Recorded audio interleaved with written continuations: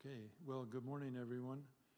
I'm Peter Chestnut, and I appreciate the invitation to. My wife is pointing to something. The green light is still on, so I need to lean closer to the microphone. Okay.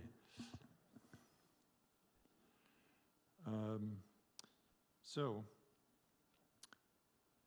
like I say, I appreciate the invitation to be here and the opportunity to talk about cooperatives. I especially am glad to be talking inside the Unitarian Church here, because I've never been here before, but I'm a third-generation Unitarian myself, and a longtime member of the Unitarian Church in Albuquerque. And they gave me a pass today to be up here instead of being down there as part of the intern minister committee covenant that other members of the committee are covering today. And also my background in cooperatives, I came to New Mexico over 50 years ago to work with some craftspeople at Okewinge to help them form a crafts cooperative. And it lasted for 40 years, but it's gone now. And I volunteered to participate in a number of co-ops. I'm a longtime member, of course, of REI, and their participation is shopping, right? There was a time when that was seen as a radical idea, but I've come to appreciate it. I'm on the board of La Montanita Co-op now, and I was back in the 80s. And I stepped down after we got our first patronage dividend declared. I declared success and retired to the finance committee. And then 30 years later, I was asked to come back on the board, and so I've been doing that for the last couple of years. I also served on the board of the Tucson Cooperative Warehouse in Tucson that served stores and buying clubs in Arizona, New Mexico, Texas, Colorado. And I've been involved with the Co-op Catalyst of New Mexico for the last 5 years, initially as a senior advisor and now as a board member. And as you can see from the slide, my day job is as a lawyer, and most of my work has been for Pueblo Indian tribal governments and businesses and organizations, but co-ops have been a thread through there, and so we've advised a number of co-ops, including the one at Los Alamos, and we'll talk about that a little bit more later. And for the last 10 years or so, I've been involved with the Rocky Mountain Farmers Union as their New Mexico law specialist for co-ops in New Mexico that are trying to get started and working with their field staff. So, let's see. For today, we'll be talking about what is a co-op, the co-op values and principles, some benefits of cooperative form of business and different kinds of co-ops, and then some case studies and examples.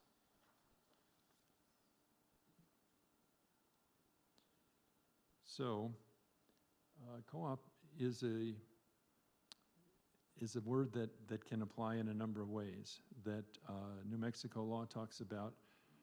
It has a cooperative association statute, which is a form of corporation, and not all states have that, but New Mexico does. And then within that law, it defines operating on a cooperative basis as having open membership, a limited return on share capital, and benefits are shared in proportion to use of the co-op. And so,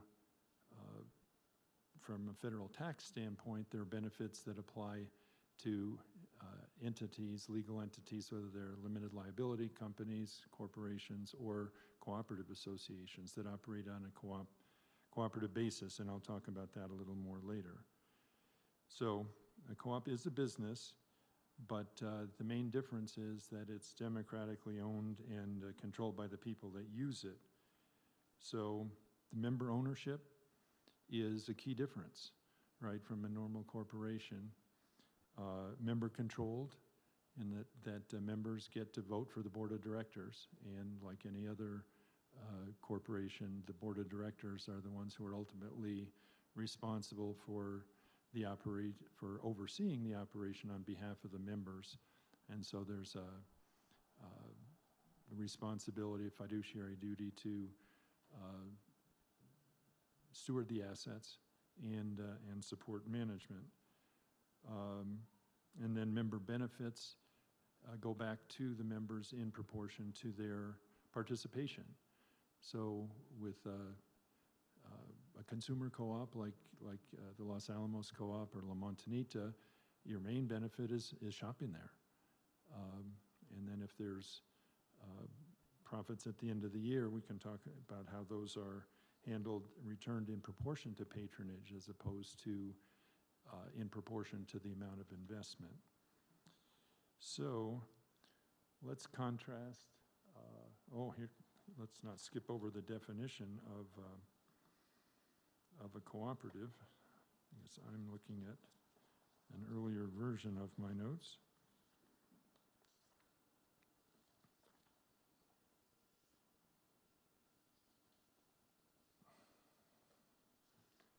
So this is a definition from the International Cooperative Alliance, updated back in 1995. That group started back in the 1800s, the 1890s, and it's a federation of co-ops from around the world.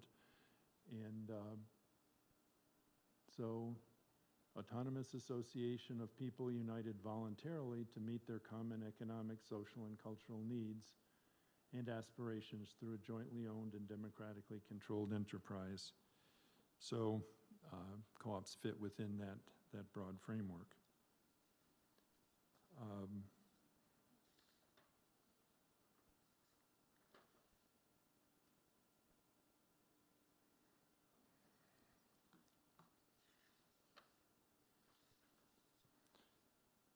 So there's a number of different types of co-ops defined by who the members are. And so we'll be talking about them, but one kind is a shared services or purchasing co-op, like Ace Hardware. We'll talk about that more later. Consumer co-ops, like REI and La Montanita, and credit unions are a form of co-op in the banking sector. Then there's producer or marketing co-ops, and we'll talk about Arts, the ancient rich treasures of Zuni, and Los de Mora Co-op, and Ocean Spray, cranberries. And then there's worker co-ops, and we'll be talking about those as well.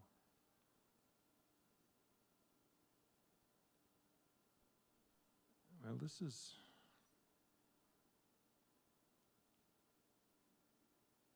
Okay, let's talk about the co-op principles.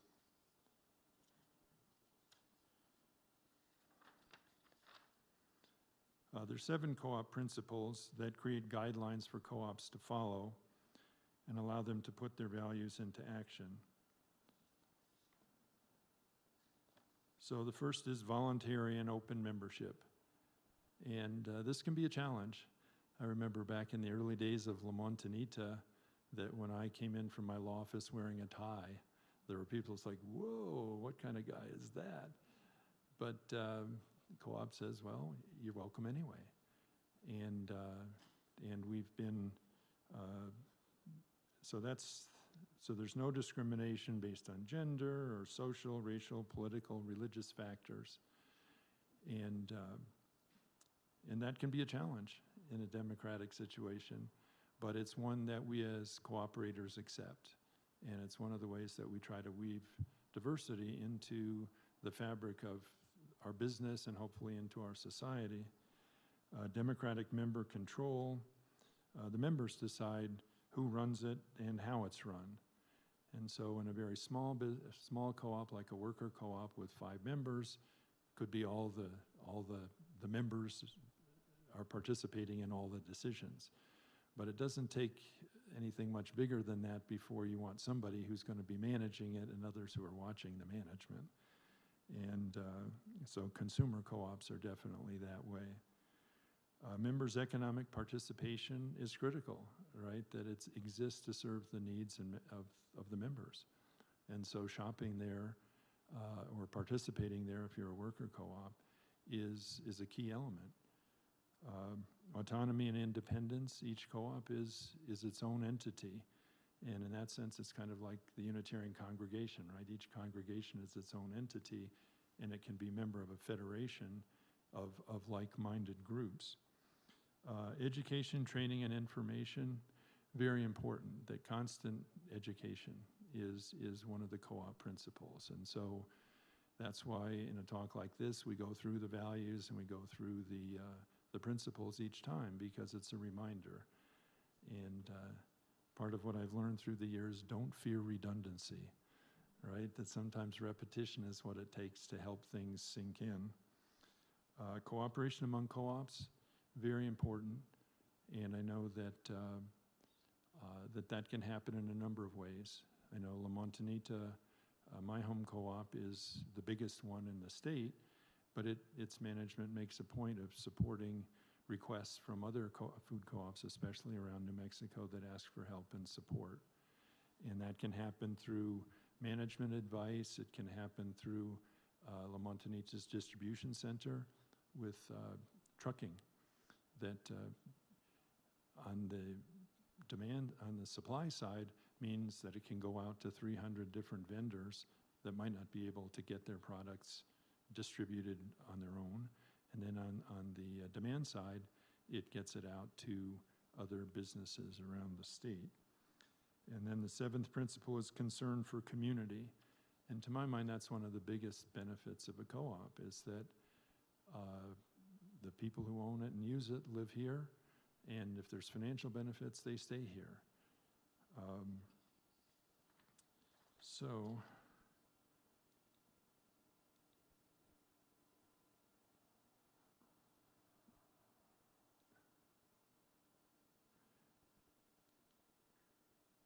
I'm sorry, but these slides are in a different order than what I'm expecting, so I'll just do my best to work with it. So let's go back a little bit to this one and talk a little bit more about the different kinds of co-ops. So there's electric co-ops, right? Kit Carson is one. There's 13 electric co-ops around the state of New Mexico, and they're part of a confederation of co-ops called Tri-State that is New Mexico, Colorado, and Wyoming. There's retail stores like REI. I've been a member a long time, but my number's in the millions, so I don't know how many members they have, but they have a lot. We talked about in credit unions. This, to my mind, is something that's underappreciated, is that they are co-ops. And we have accounts at Newsenda, and once a year I'll get a piece of paper that says, we've just credited your account with a chunk of money. And it's like, I have money at a commercial bank, and I never get that email. And my account never shows something coming in from them.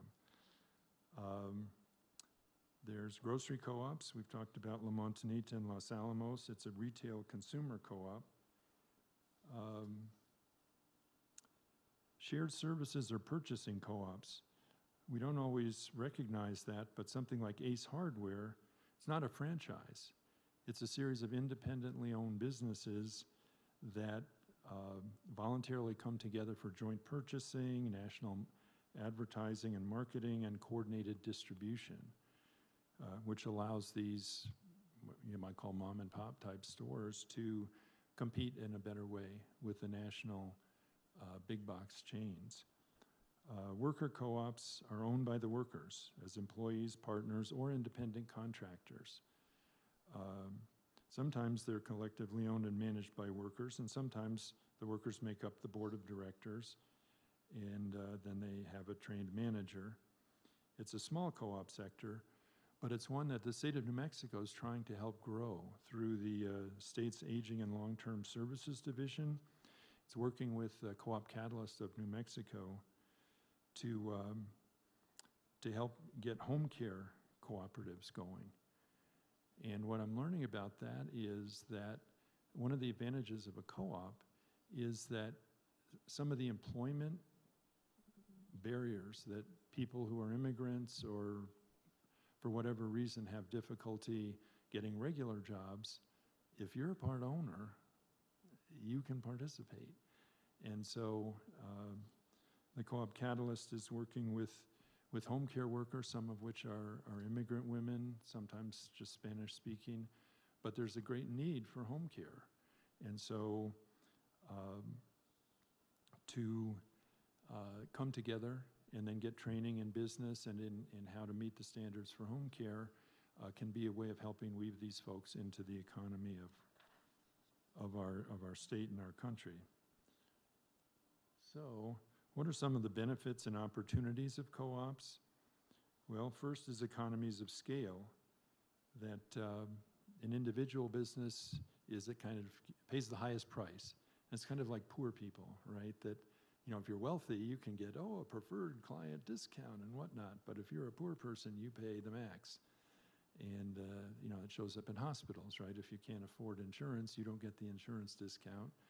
You get charged the maximum. And so the people who can afford it the least often have to pay the most.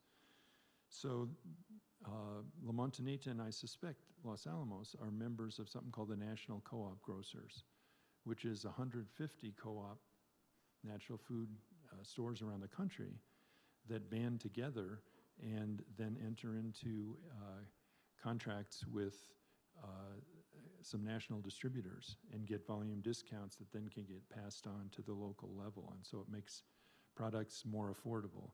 Sometimes people say, gosh, it's so expensive. Well, it could be more. But this cooperation among co-ops really helps to bring that down.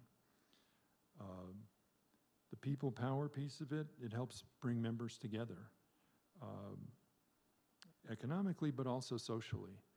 One of my visions of the co-op is like a shade tree, that it's a place where members of the community can come together and kind of replenish and nourish themselves with food, but also run into people that you're glad to run into and get acquainted and reacquainted and kind of catch up. And I feel like that's something that co-ops are especially set up for, really, because that's people are the basis of it. And so to come together as shoppers, but also as co-owners or members of the community. Access to capital, this is something that I've come to realize is really critical. It's like, how do you get the money together to start one of these businesses or to operate it?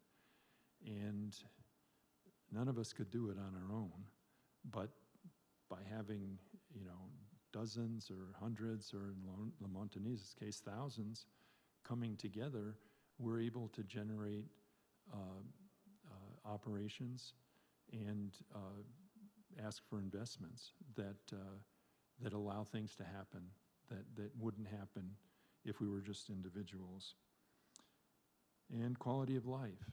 I think this is one of the things that co-ops try to focus on too, is to be a good place to work, so that you know, childcare or adjusting for time, and it's a balance for management, right? Because you need to have coverage in the store, but you also want to have employees who are able to take care of their families and whatnot, and that's a value that, in my mind, co-ops have more so than many non-co-op businesses.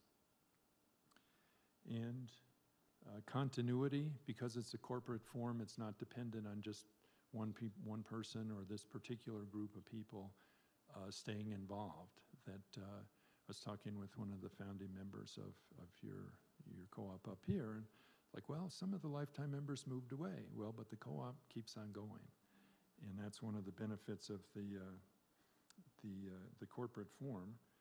And then community benefits. I think co-ops really see ourselves as part of the community and look for ways that we can help that happen, whether it's you know, in a food co-op, buying from local vendors, right? My guess is if somebody shows up with a truckload of apples from Velarde, you know, there might be an interest in how do we get that local produce out on the shelf. And it might be smaller than would work for a giant company, but it could fit right in with a local co-op. And worker co-ops, they provide better working condition and wages, particularly for low wage work, and increase household wealth for low income workers. And that's something that the Co-op Catalyst is really trying to work with, and the state's trying to work with too. How do you help low income people have revenue? That's a big challenge. And so in a worker co-op, you get something to live on going through, and then if there's a profit at the end, it gets distributed among the people who worked in proportion to the work that they did.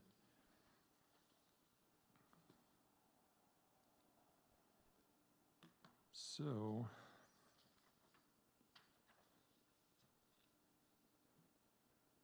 we'll talk about tax benefits for a little bit. Again, this is out of the sequence that I'm expecting, but we'll adjust.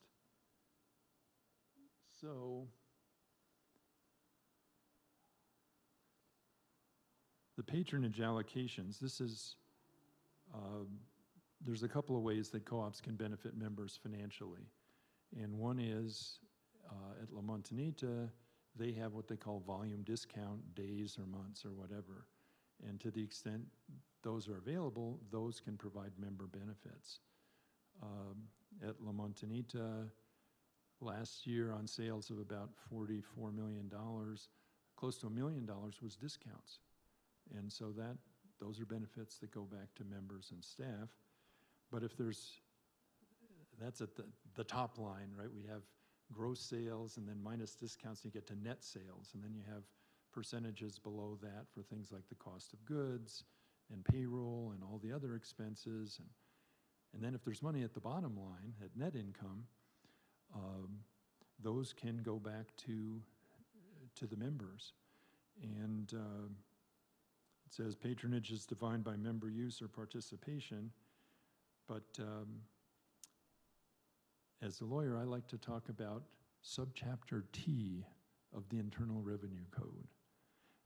You may have heard of subchapter C for corporations or subchapter S for small corporations. Well, subchapter T is for co-ops. And what that says is a federal tax benefit that Congress passed many years ago and is still in place, says that if you have net income at the bottom line that's taxable, the proportion of that that is associated with sales to members, you don't have to pay federal tax on that if you declare a patronage dividend. And that dividend has to be at least 20% in cash, but the other 80% can be retained by the co-op to help build up the working capital that it needs to either to operate or to invest in new equipment and other things. And so from a cash standpoint, there's not a whole lot of difference because 20% to the members or 21% to Uncle Sam, the number's about the same, but where does it go, right? Instead of going to the Treasury Department, it can go to the community. And so that's a benefit that I like to share with people because I certainly did not know about subchapter T before I got involved. And I want to point out that for consumer co-ops, like the Los Alamos Co-op, not only is the dividend and the tax deductible to the business, but it's not income to the individual. There's a section 1385B that says if it's for personal or household use, it's not considered income. It's considered essentially a refund of your own money. And so patronage dividends may not be large, but they're not taxable to either the business or to the individual. So my dividend from REI is essentially getting my money back. And of course, where do I go? I go to REI and apply it to my next purchase. And that's what it is at Lamont as well. You can do it in cash or you can do it in store credit. And it takes a pretty sophisticated electronic sales system to keep track of all this. But it's an investment that when co-ops can afford it, and it took Lamont 15 years before it had its act together to do that, both from a record-keeping standpoint and from a business profitability standpoint. But if you can get to that point, then if there is a surplus, like this year at La Montanita, it won't be large, but we're going to make a patronage dividend anyway to educate members that this is part of what makes a co-op different.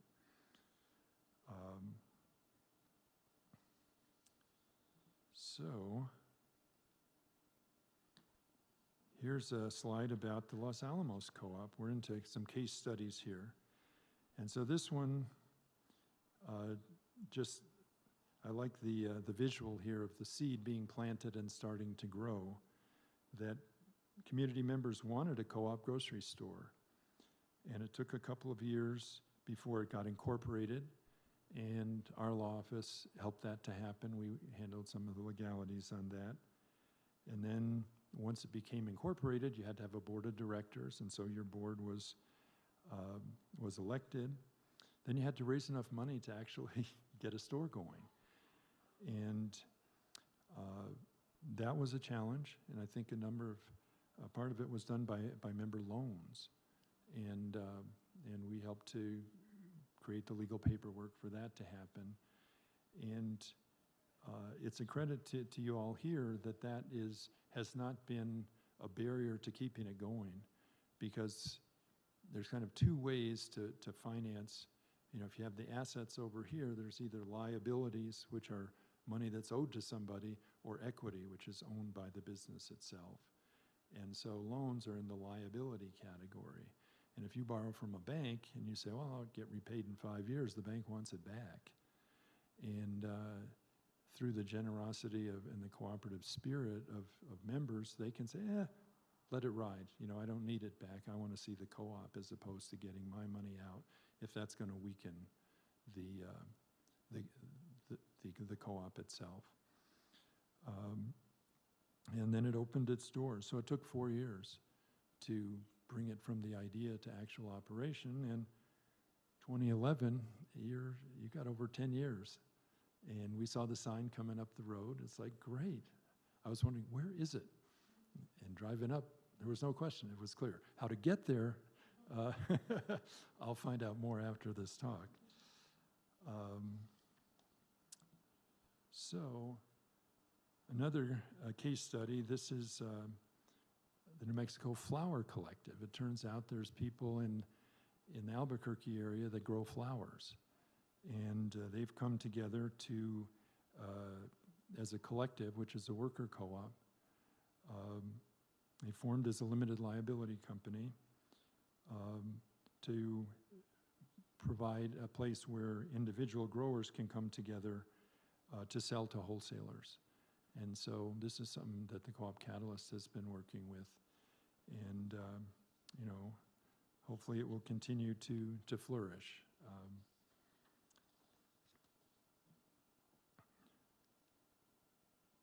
This is one, the ancient ancestral rich treasures of Zuni, ARTZ, A-R-T-Z. Out at Zuni Pueblo, there were a couple of dozen of jewelers and artists who had been making a living individually, but decided that they wanted to come together to take it to the next level. And so I helped with that, and the Co-op Catalyst was a big part of this. It's a producers co-op, and they got themselves incorporated. And one of the things they did is they leased a building that had been run by a non-Indian trader for many years. And so to my mind, that's part of what you hope for in terms of local economic development, right? Instead of some outside person coming in, making the money and taking it who knows where. And my wife did a study, spent a lot of time with the history of Zuni, and there was a trader named C.G. Wallace back in the 30s who brought cash into the Pueblo by paying Pueblo members to make things for him, which he then sold.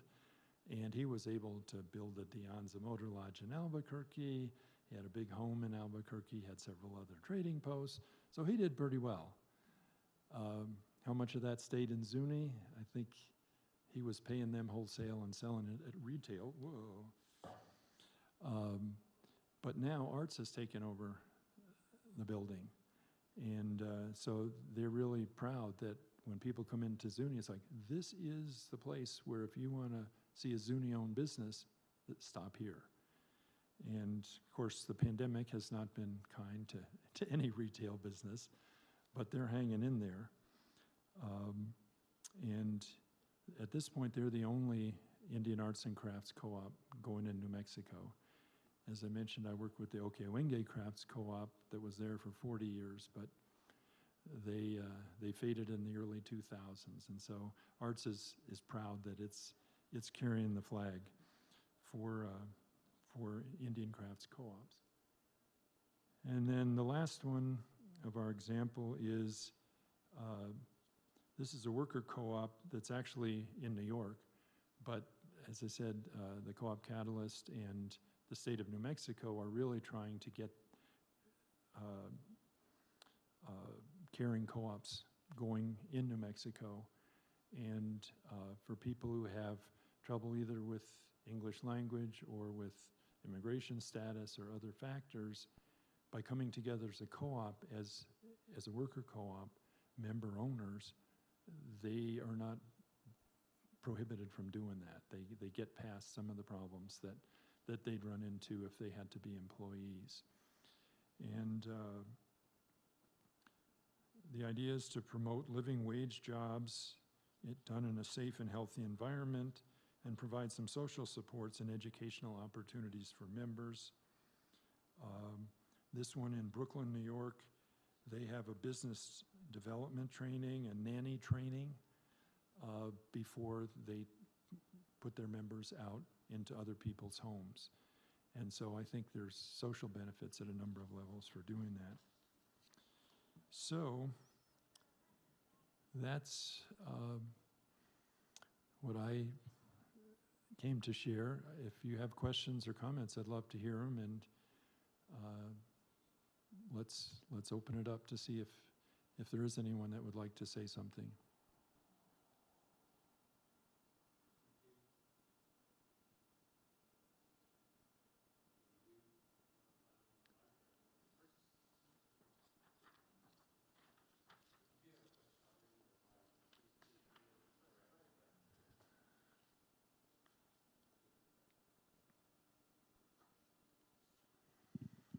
Hello, does this one work? That one is working. Okay, I'll trade you.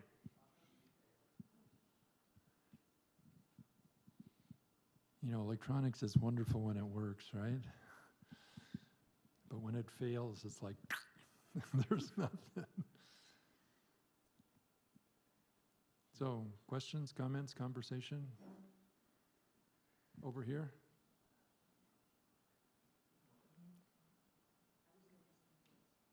No, give it to the man.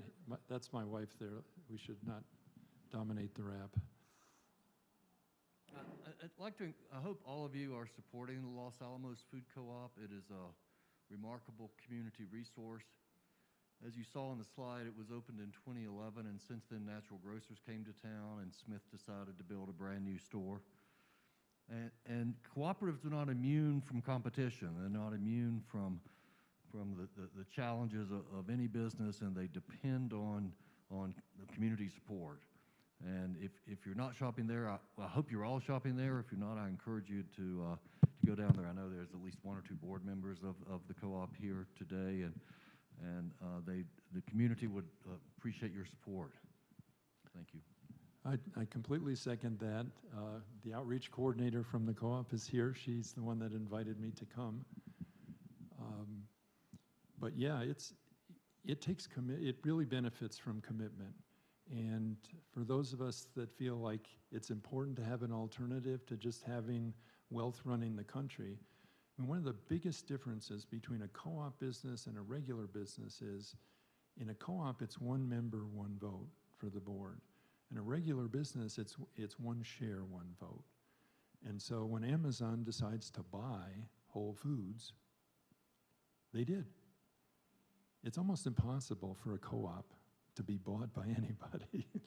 because you have to have 2/3 of the members agree under state law for that to happen, as if you're a co-op association, which I think is a strength, right? That means a big business can't come in and just woo the few at the top with enough money to make it worthwhile for them, and then the consequence being felt by all the other members. So it's important to not just think about price, though co-ops work hard to be as competitive as they can, but also realize that there's social benefits that go beyond price, and co-ops are explicit about valuing that.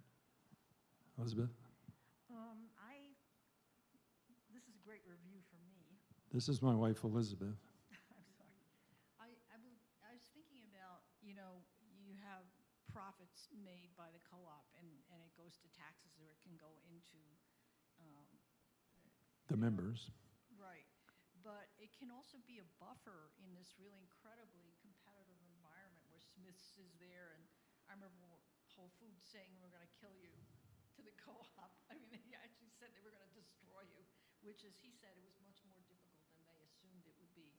But when then a co-op, Montanita is quite large, and yet it had to survive a situation where that cushion of net profits helped it to survive a crisis that might have taken down a co-op that had been around for a long time and gone through many different phases of growth in terms of its ability to survive this challenge.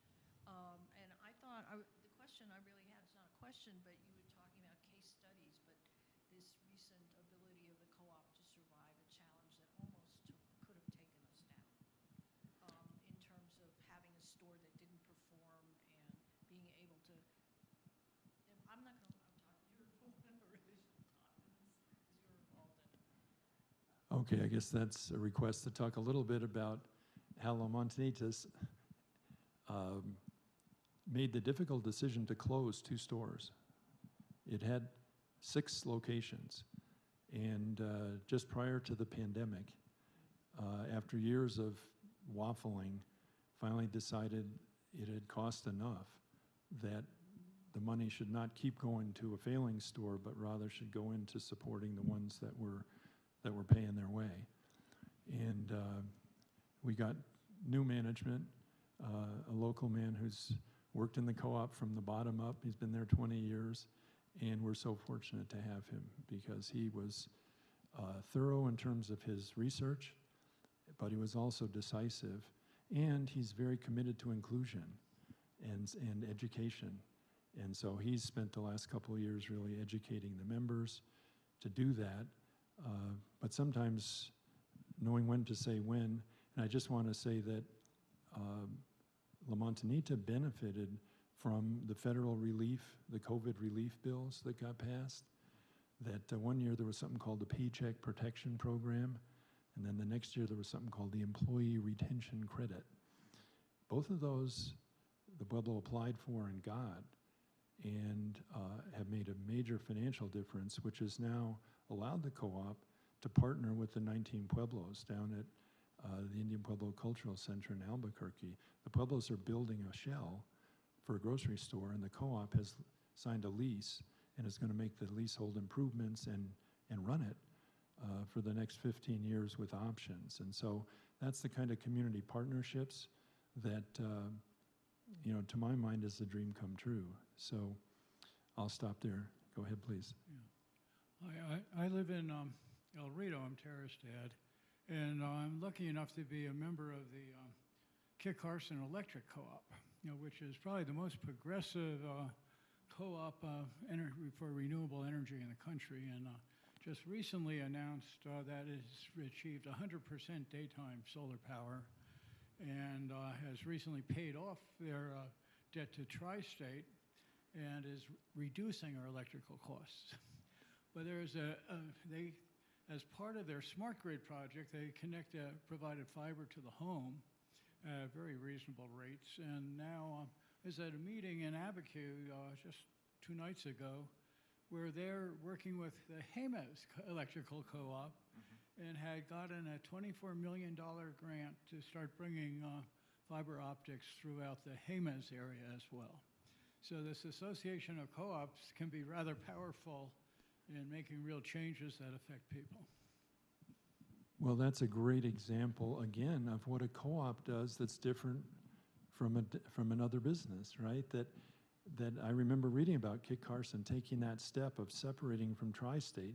Apparently, Tri-State exacted a termination fee that was probably in the millions. But they went ahead and committed to developing renewable, primarily solar, I would guess, power.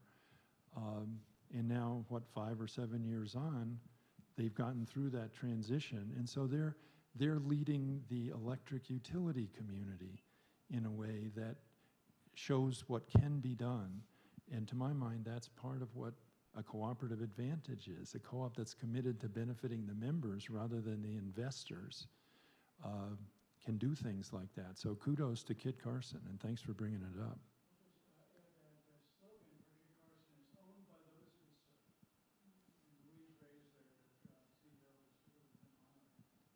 Owned by those we serve.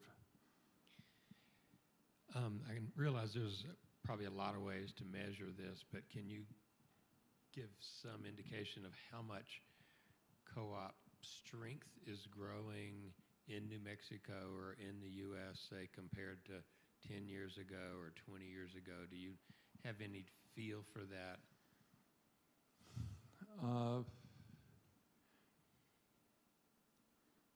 Honestly, I don't. My sense is that it's, at least I'm most familiar with the natural foods co-ops, and I think with things like you, and so for them, I think it's surviving and growing from within. Certainly La Montanita has grown, but I think the co-op sector is relatively small as a fraction of the total economy, so it's hard to, I don't have any numbers to put on it. Okay, thanks. I was hoping you would say a little bit more about worker co-ops, and you mentioned that there are very few in New Mexico, and I wonder if you could comment on what obstacles there are to making worker co-ops, and also what relation is there between worker co-ops and ESOPs, employee stock ownership plans? Two good questions. The employee stock ownership plans is a way to transition a business from private ownership, individual ownership, to ownership by workers. And so that's one of the paths that is being used to help develop worker co-ops, is where some person who's built a business through his life, he's now ready to retire, he's had long-time workers or she's had long-time workers, and to look for ways to transfer ownership from the creator owner over to the workers themselves. The two biggest challenges to my mind are capital and management. That it takes money to get a business started, and it takes money, working capital, to operate it. And so many of us in the co-op sector don't have a lot to to do that. You know, we're not, oh, where's my $1 million? Let me put that in there. And so finding capital is a huge challenge because, well, as an example, say you wanted to serve Los Alamos National Labs, you know, as a subcontractor. You have to have 3 months worth of what you usually spend as a cushion, because you have to pay it out and then apply to get reimbursed. And the federal government, you know, if they don't get to it Friday, they'll get to it next week. And if not this week, they get to it next week. Well, if you're the little guy watching the dollars go down, you've got to have those dollars in order to get through that. And so that's, to my mind, is a real limitation. And, you know, for even a grocery store, right, you've got to have money for inventory. And you can work with suppliers to get longer terms, but that may mean instead of paying in 30 days, you pay in 60 or 90 days. but you've still got to have cash to do that. And so the capital for operations and the capital for building, right? That within a store, those leasehold improvements, the shelving, connecting the coolers and whatnot, that's on the co-op. And so you've got to have money to do that. And then secondly, good management. And what I've learned is not everybody wants to be a manager. Not everybody wants to be the boss. A lot of people are like, can I just make a living and let somebody else take care of that? Well, somebody has to take care of that if the business is going to survive. And so what I've come to see is you really need to have at least one champion who's like, I want to do whatever it takes to make this work. And so if it's business development training, I will get that training. If it's making partnerships with others, I will take the lead on behalf of the group to do that. And then, you know, if there's a formal agreement, that needs board approval. But having somebody who's willing and able to provide that management, leadership, and business guidance is a critical piece. Because if you put a lot of money into something that doesn't have a return on investment, you can go out of business very quickly. I'm reminded, it's not in the co-op context, but many years ago I was working with an outfit that wanted to be a nonprofit social service provider. Well, they spent a boatload of money on a beautiful building. They spent a lot of money to get tax-exempt status, and when it came time to open, they were out of money. Well, that's not how you survive, right? The key part of, as I've said many times in the co-ops, you know, at La Montanita, it's like we have to make money if we're going to stay in business. And we have to stay in business if we're going to keep supporting our members. And so for people to say, oh, you're a nonprofit. It's like, well, nonprofit doesn't mean you don't make money. Nonprofit means what do you do with the money? And if you're a nonprofit, it's got to go either for a tax-exempt purpose, or if you're a co-op, it goes to your members. But you've got to have that business strength, both capital and management, in order to happen. And so I think that's been a limitation for many ideas for worker co-ops. Because, like, wouldn't it be great? It's like, yeah, but how do we do that? And then it's like, well, if I'm living paycheck to paycheck, where's the money going to come from for those 2 or 3 months?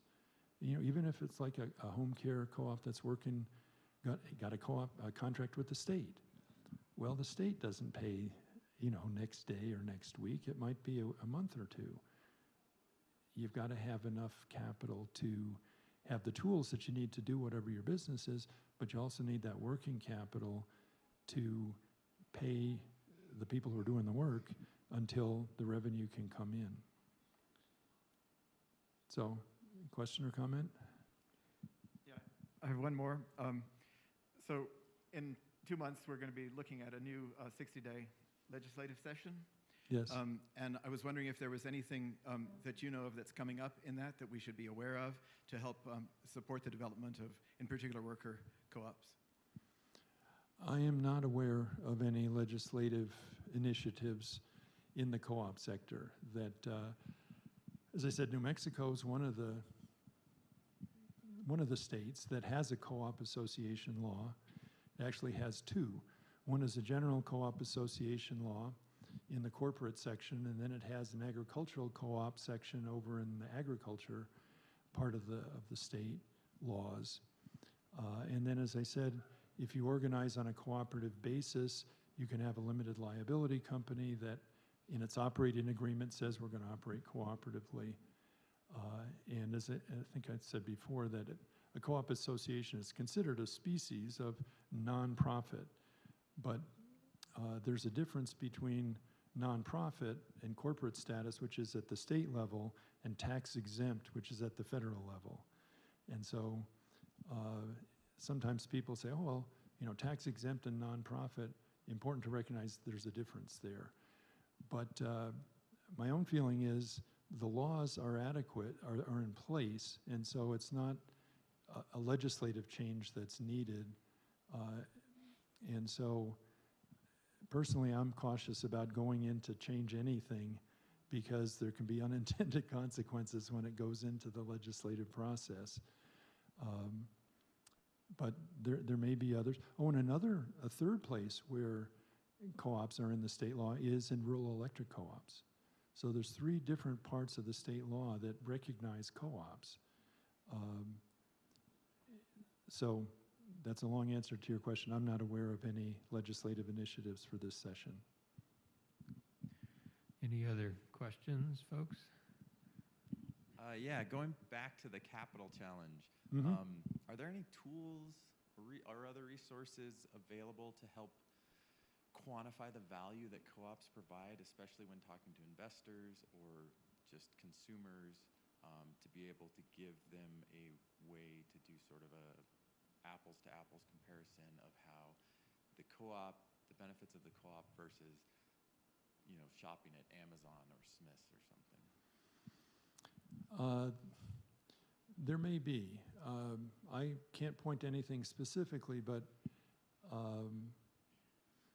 you bring to mind something that I want to point out, which is a co-op can be organized, a cooperative association, with shares or without shares. And La Montanita is organized without shares. So we have to pay a membership fee every year to stay members. But you can set up a co-op with shares, and so you can have voting shares, which is the members, 1 member, 1 vote, and you can have non-voting preferred shares that if somebody wants to buy those, there's a commitment that if there's a net income, that there'll be a payment to them before there's a distribution to the other members. So that's one possibility. I haven't seen any really economic studies that would address specifically to say, well, what are the financial benefits from investing in a co-op? I think some of it is that it all stays local, so you don't have something like Walmart, right, which is got lots of stores.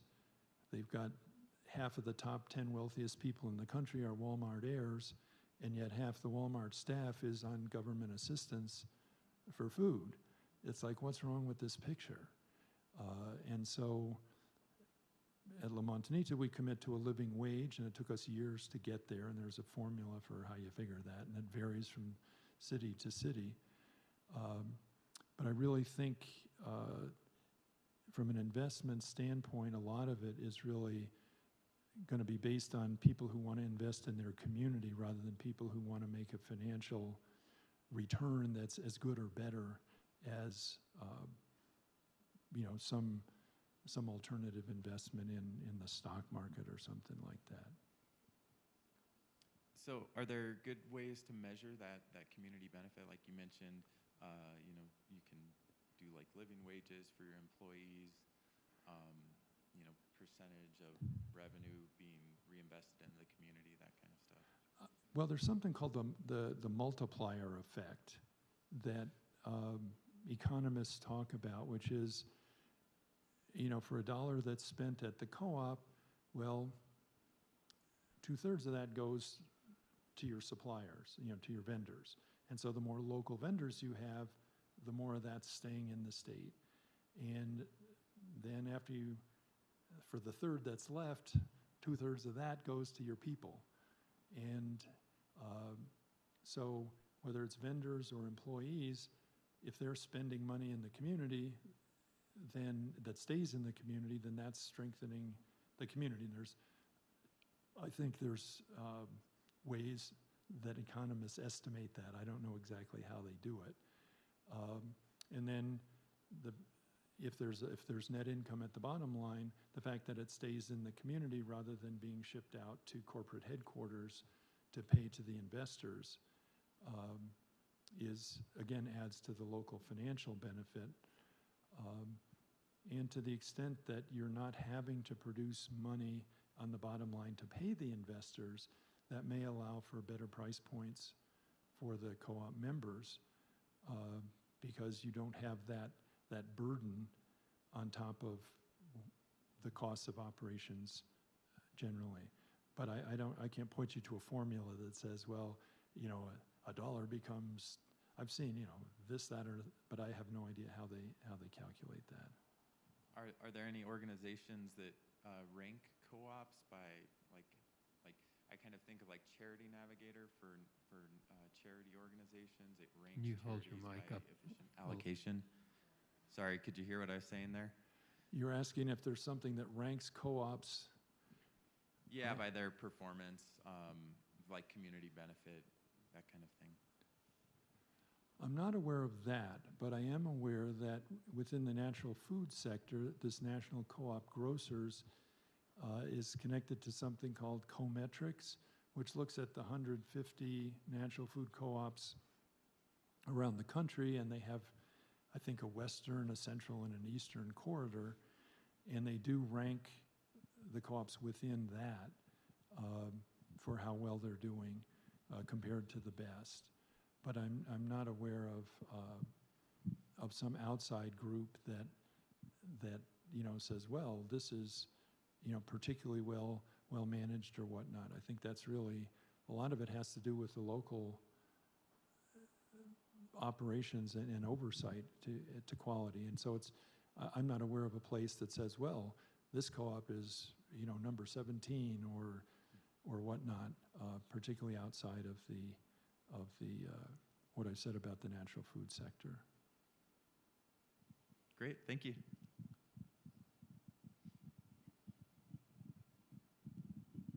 Just as a partial response about the multiplier effect, there's an organization called Amoeba, American Independent Business Alliance, and they talk a lot about the multiplier effect, and it's a very hard number. I don't remember what it is, but what, you know, for a big box store, their payroll and all of those things will be at headquarters, which will be out of state, so a local independent business, though that the multiplier effect is because you're doing your payroll in-house, or if it's not in-house, it's locally, it's regionally, so it's not, you know, it's not at Walmart headquarters or at Natural Foods headquarters out of state. It's in-state for your, you know, your lawyer and your payroll and all of those. But a similar question as this previous question, more philosophical, is, you know, some of us are passionate about co-ops, or we've been involved in co-ops for many years. You know, the model, I think there are different models, and it's also changed over the years. I mean, I was part of a co-op in New York where it's a member-owned natural foods co-op, but if you're not a member, you can't shop there. Mm-hmm. So you know that you're a member, and if you're not a member, you can't get in the door. Right. And that's also a working member co-op. You know, our co-ops here in La Montanita and Los Alamos, you know, someone who's not as passionate perhaps about the idea says, well, you know, what's in it for me? I just want to go grocery shopping. You know, and some decades ago, perhaps these were the only places where you could get certain things, but now the for-profit big box stores have realized that, oh, you know, if we carry organic, we have consumers that buy it. So people can go and buy something in their shopping at Smith's or other places. So I guess it's a more philosophical question about how do we do a better job, those of us who are passionate about this, to show that you're voting with your dollars and that this is not just, you know, that perhaps sometimes it's worth a little inconvenience to drive to the edge of town rather than just to go. I guess it's more of a philosophical question that we all have to answer. How do we do a better job of selling what is good about co-ops? Because frankly, at the checkout counter at Natural Foods, they also say, are you a member? And so it can be a little bit confusing to people, or a little bit amorphous as to what does that mean to be a member of a co-op versus a member of something that gives you, you know, like a discount. Do you know what I'm saying? So I don't know if this is an actual question with an actual one-sentence answer, but it's more of a, how do we address this in general now? Well, I don't have a one-sentence answer, but you brought two thoughts to mind. One is that natural foods co-ops can need to be vocal about the success of bringing natural foods into the mainstream of American eating. Because when La Montanita started, when Tucson Co-op Warehouse started, the warehouse would send a truck to California to buy 50-pound bags of brown rice and break it down and send it out to 100 buying clubs and a couple dozen stores because there was no other way to get it.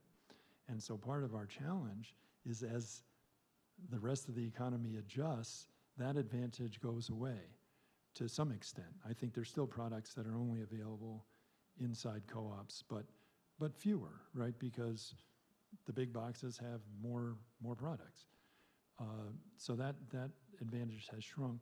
I think in terms of the benefits, that's a real challenge locally. It's like, what is your co-op doing that makes life better for its members, like Kit Carson? It's like, we took the lead in switching to renewable energy, and we had to pay a penalty to do it, but now we can lower our bills to you.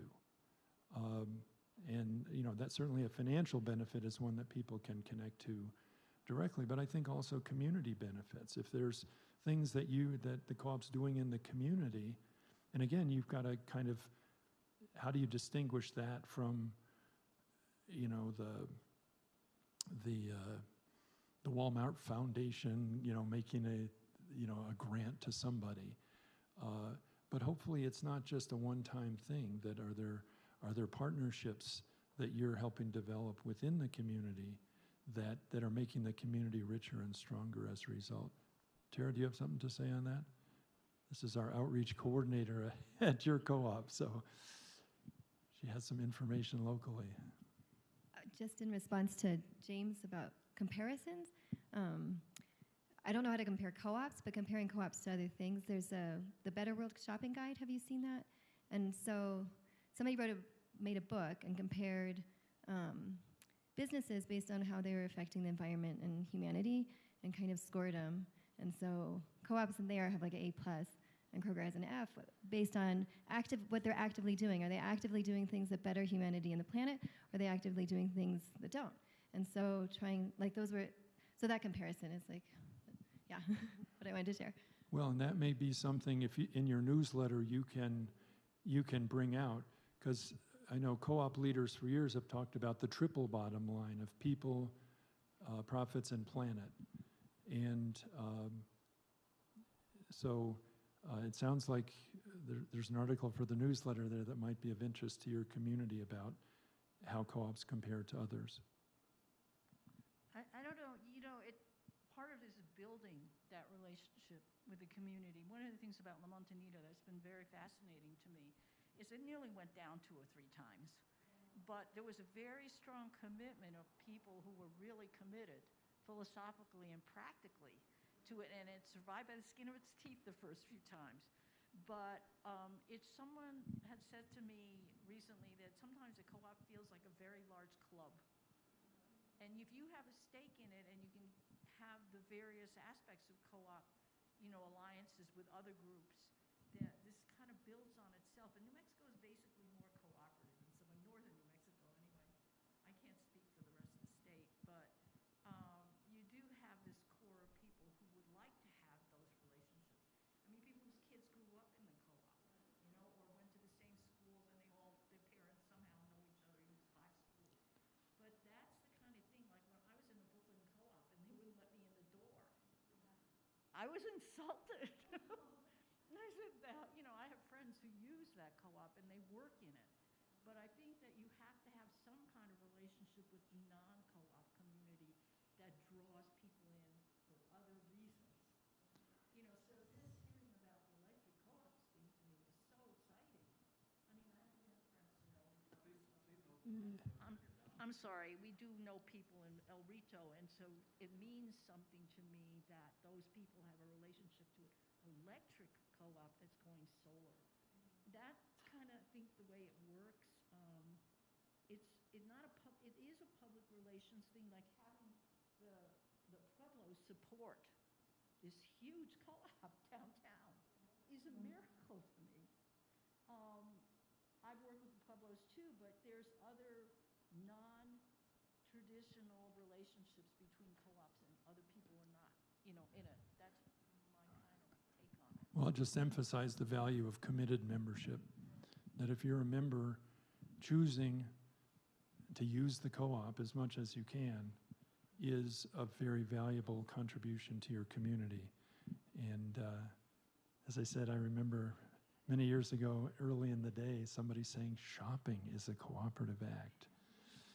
And at the time, it's like, really? Because people thought, no, you have to come to meetings. And the shopping as a cooperative act is the model that survived. We found very few people like to go to meetings, but lots of people like to shop at the co-op. And so let's see if there's any more questions or comments. I know we're running a little over time, but I'm glad to keep talking as long as people want to hear. Yeah, we're a little over an hour here, so we'll wind up. But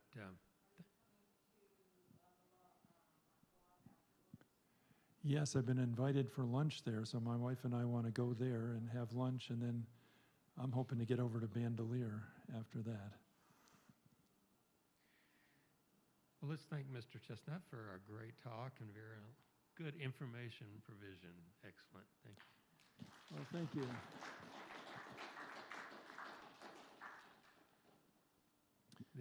So that's how to contact me, and then Eva Seidelman is the younger generation lawyer in my office that's carrying on the co-op tradition as I'm fading towards retirement. She's helping move it forward, and give her kudos for preparing these slides and the co-op catalyst of New Mexico. But thanks so much for coming. I appreciate your attention, and keep on cooperating. In a month, we're probably going to have the second Sunday forum be on an update on the shelter in Espanola.